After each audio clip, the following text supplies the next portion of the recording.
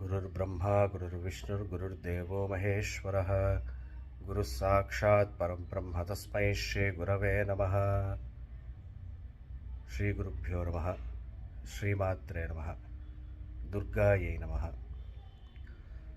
ఈ నెల 14వ తారీఖు అనగా మార్చి 14వ తారీఖు శుక్రవారం, లక్ష్మీ జయంతి. అలాగే ఆ రోజు విశేషంగా పౌర్ణమి కూడా. విశేషంగా ఆ రోజు ఉదయం అమ్మవారికి దుర్గా సూక్తము, అలాగే లక్ష్మీ జయంతి సందర్భంగా శ్రీ సూక్త పారాయణంతో మహాలక్ష్మి అమ్మవారికి క్షీరాభిషేకము, హరిద్ర కుంకుమ ద్రవ్యాలతో విశేష అభిషేక కార్యక్రమం చేయడం జరుగుతుంది.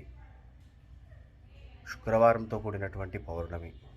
అలాగే విశేషంగా మనకు చండీలో కూడా అమ్మవారు చెప్పారు ప్రత్యక్షంగా, అష్టమ్యాంచ చతుర్దశ్యాం నవమ్యాం జైకచేతసః శ్రోష్యంతి చేవ ఏ భక్త్యా మమ మాహాత్మ్యముత్తమం.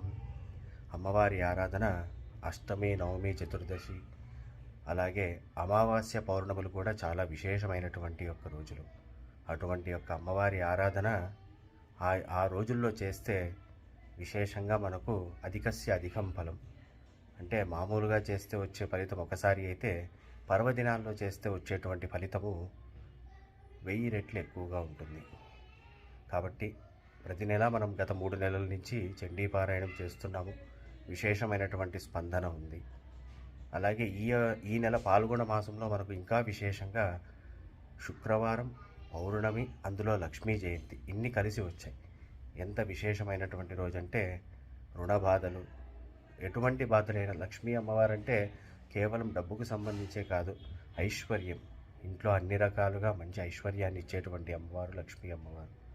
కాబట్టి అటువంటి అమ్మవారి కృప మనందరికీ కలగాలి. కాబట్టి విశేషంగా చండీ పారాయణము, దాంతోపాటుగా మహాలక్ష్మి అమ్మవారికి శ్రీ సూక్త పారాయణంతో అభిషేకం, విశేష ద్రవ్యములతో ఇదంతా కూడా చేయటం జరుగుతుంది. భక్తులందరూ కూడా చేసుకోదలిచినటువంటి వారు ఈ యొక్క పూజా కార్యక్రమంలో పాల్గొని అమ్మ కృపకు పాత్రలు కాగలరు. శ్రీమాత్రే నమః. జై గురుదత్త.